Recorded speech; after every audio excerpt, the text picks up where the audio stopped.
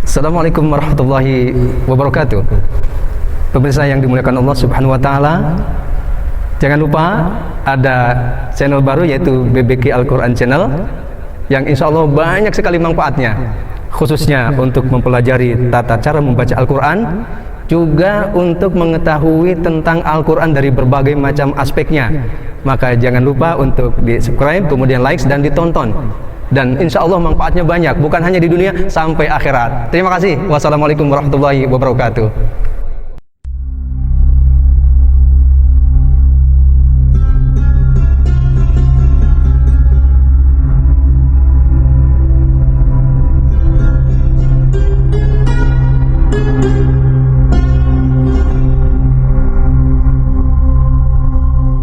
Assalamualaikum warahmatullahi wabarakatuh. Innal hamdalillah wassalatu wassalamu ala Rasulillah Muhammad ibn Abdillah wa ala alihi washabihi wa mawalah. La haula wala quwata illa billah. Ma ba'du. Para pemirsa yang dimuliakan Allah Subhanahu wa taala, alhamdulillah rabbil alamin, kita berjumpa lagi. Pada kesempatan yang berbahagia ini kita akan berbagi khususnya dalam rangka memperbaiki bacaan Al-Quran kita, yaitu melalui metode As-Surasmaniyah ini mengantarkan pemirsa semuanya insya Allah mampu membaca Al-Quran secara baik dan benar, di mana sebelumnya telah kita pelajari beberapa materi utama khususnya yang berkaitan dengan bacaan dengung 2 harkat. Kita sedikit ulang. Yang pertama adalah setiap ada huruf mim dan nun yang bertasydid dinamakan dengan bacaan gunnah. Kemudian huruf mimati yang bertemu dengan huruf mim disebut dengan bacaan idgham mimi. Huruf mimati yang bertemu dengan huruf ba dinamakan dengan bacaan ikhfa syafawi. Nun mati dan tanwin yang bertemu dengan huruf ba dinamakan dengan bacaan iqlab. Dan materi sebelumnya kita mempelajari setiap ada huruf nun sukun atau tanwin yang bertemu dengan huruf mim nun waw ya yang disebut dengan bacaan idgham bigunnah. Pada kesempatan kali ini kita akan mempelajari bacaan ikhfa. Kenapa dalam metode As-Surasmaniyah bacaan ikhfa itu dibelakangkan? Memang pertama karena bacaan ikhfa ini ya, kalau kita analisa, kalau kita teliti, bacaannya paling rumit dibandingkan dengan bacaan yang sebelumnya. Di samping hurufnya paling banyak, huruf ikhfa ini 15 huruf. Tetapi ternyata dengan kemurahan Allah Subhanahu wa taala, walaupun 15 huruf tersebut hurufnya adalah huruf-huruf bersaudara. Misalkan kita kasih harkat fathah supaya kita mengetahui runutnya huruf-huruf bersaudara itu tasa, daza, sasha, sodo, todo, faqo, jazaka. Ini walaupun 15 huruf, ternyata hurufnya bersaudara. Hanya 3 huruf terakhir huruf bertetangga.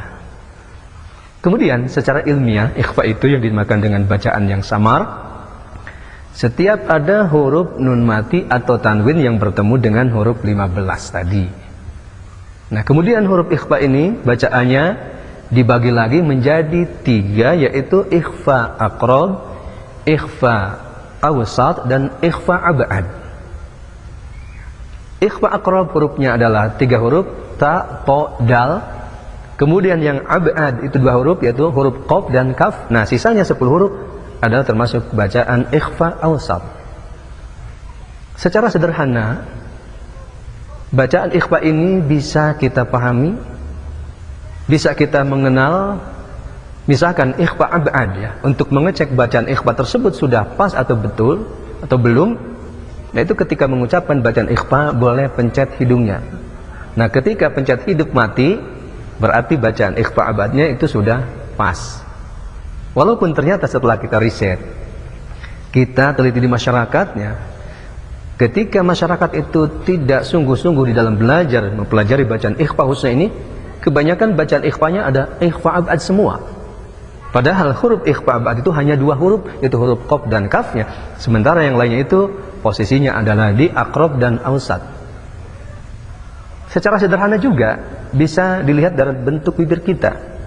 Nah, bacaan ikhfa ab'ad itu bentuk kedua bibir agak lebih terbuka, kemudian yang aqrab itu agak lebih menutup sedikit. Contoh bacaan misalkan ketika bertemu huruf ikhfa dan aqrab itu tidak boleh bacaannya sama. Seperti contoh kata-kata in kuntum, misalkan umumnya dibaca abad semua. In kuntum. Nah itu berarti kan yang keduanya tidak tepat karena itu aqrab. Ya seharusnya in-nya itu abad terbuka, kemudian yang kedua aqrab akan menutup. Nah bisa dilihat dari bentuk bibir ketika kita membaca in kuntum. Nah ini contoh-contoh sederhana. Oleh sebab itu untuk mempermudah bacaan ikhfa ini ya, mari kita ulang-ulang khususnya pada buku metode As-Surasmaniyah, yaitu pada halaman 94. Kita praktekkan bersama, lihat bukunya, kemudian juga di situ ada sedikit teorinya ya. Teorinya dibaca ya, agar betul-betul kita memahami bacaan ikhfa ini. Karena pada dasarnya untuk saat ini, untuk mempelajari Al-Quran agar mampu membaca Al-Quran secara baik dan benar, tidak cukup hanya praktek saja, tetapi harus dengan teorinya. Harus satukan antara teori dengan prakteknya. Mungkin berbeda dengan tahun 60-an, 70-an ya. Tanpa teori pun bisa. Kenapa? Karena belum banyak gangguan, belum banyak godaannya. Nah sekarang ini kan banyak sekali ya gangguan godaan di dalam membaca Quran, di dalam belajar membaca Quran. Mari kita praktikkan bacaan ikhfa, yaitu pada buku metode As-Surasmaniyah halaman 94 ya. Silakan dibuka bukunya, kemudian saya contohkan, praktekkan satu persatu bacaan ikhfa ini. Supaya apa? Supaya betul-betul kita memahami, mampu mempraktekkan bacaan Quran, khususnya berkaitan dengan bacaan ikhfa. فَأَمَّا مَنْ طَغَى فَأَنْتَ لَهُ تَصَدَّى فَأَنْتَ عَنْهُ تَلَهَّى إِنَّهُ لَقَوْلُ رَسُولٍ كَرِيمٍ ذِي قُوَّةٍ عِندَ ذِي الْعَرْشِ مَكِينٍ مُطَاعٍ ثَمَّ أَمِينٍ كِرَامًا كَاتِبِينَ لَتَرْكَبُنَّ طَبَقًا عَنْ طَبَقٍ فَمَا لَهُ مِنْ قُوَّةٍ وَلَا نَاصِرٍ قَدْ أَفْلَحَ مَنْ تَزَكَّى فِيهَا عَيْنٌ جَارِيَةٌ وَأَنْتَ حِلٌّ بِهَذَا الْبَلَدِ لَقَدْ خَلَقْنَا الْإِنْسَانَ فِي كَبَدٍ قَدْ أَفْلَحَ مَنْ زَكَّاهَا وَقَدْ خَابَ مَنْ دَسَّاهَا فَأَنذَرْتُكُمْ نَارًا تَلَظَّى خَلَقَ الْإِنْسَانَ مِنْ عَلَقٍ عَلَّمَ الْإِنْسَانَ مَا لَمْ يَعْلَمْ نَاصِيَةٍ كَاذِبَةٍ خَاطِئَةٍ فِيهَا كُتُبٌ قَيِّمَةٌ وَقَالَ الْإِنْسَانُ مَا لَهَا يَوْمَئِذٍ تُحَدِّثُ أَخْبَارَهَا وَمَنْ يَعْمَلْ مِثْقَالَ ذَرَّةٍ شَرًّا يَرَهُ إِنَّ الْإِنْسَانَ لِرَبِّهِ لَكَنُودٌ وَتَكُونُ الْجِبَالُ كَالْإِهْنِ الْمَنْفُوشِ فَأَمَّا مَنْ ثَقُلَتْ مَوَازِينُهُ الذي أطعمهم من جوع وآمنهم من خوف الذين هم عن صلاتهم ساهون سيصلى نارا ذات لهب ما له من دافع إنه لقرآن كريم تنزيل من رب العالمين لآكلون من شجر من زقوم فدعا ربه أني مغلوب فانتصر ولن تجد لسنة الله تبديلا يجد في الأرض مراغما كثيرا وسعا فأماته الله 100 عام ثم بعثه فانظر إلى طعامك وشرابك وانظر إلى حمارك وانظر إلى العظام كيف ننشزها الذين ينفقون أموالهم فلهم أجرهم عند ربهم. Nah, beberapa contoh bacaan ikhfa ya. Bila mana kita melatihnya dengan tekun, dengan rajin, secara istiqomah, walaupun huruf ikhfa paling banyak yaitu 15 huruf, bacaannya juga tentunya agak lebih sulit dibandingkan dengan hukum-hukum lain.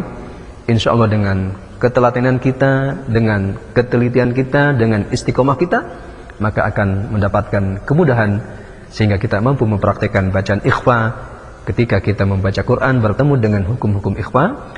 Dan ingat bahwa Allah menjamin kemudahan di dalam membaca kitab suci Al-Quran. Yang penting kitanya adalah kemauan untuk mempelajari kitab suci Al-Quran, khususnya di dalam rangka tata cara membacanya. Karena bagaimanapun juga bacaan Al-Quran yang kita baca harus sesuai yang Allah turunkan kepada baginda Nabi Muhammad SAW.